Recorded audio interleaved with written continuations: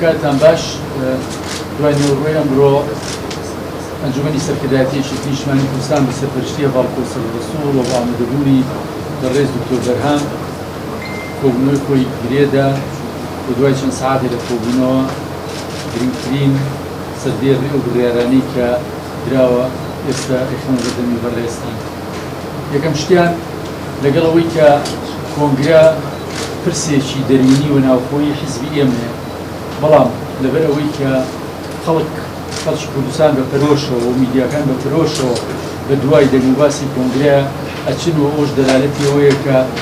یەکێتی نیشتیمانی کوردستان کێشە دەرونیەکانی بۆ مەسەلە دەرونیەکانیشی بەلای خەڵکی کوردستانەوە لەبەر گرنگیەکەی بەلایەنەوە زۆر گرنگە. ئەمڕۆ ئەوتان پێ ڕاگەێنم کە ئەنجومەنی سەرکردایەتیەکی نیشتیمانی کوردستان بە خۆی دەنگ لە کەشێکی هەڤاڵانەیە بڕیاریدا کە کۆنگرەی خۆی لە 12 ئەم ساڵە بەستێت و هەر لەو بارەیەوە لیژنەی باڵای ئامادەکاری کۆنگری ڕاستکە کە بەردەوام بێ و دەست و برد بکە لە ئامادەکاریەکانی لەگەڵ لیژنە فەرعیەکانە بۆ ئامادەبوون بۆ بەستنی کۆنگرە لەوادە و لە کاتی خۆیان. وەکو لە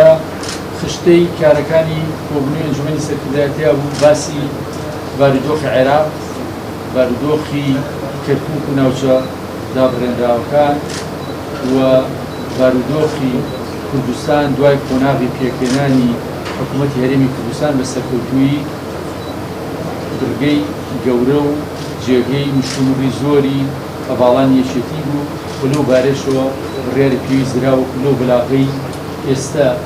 برادرانم تەوزیعەکەن بەسەرتانە وردەکاریەکەی باس کراوە.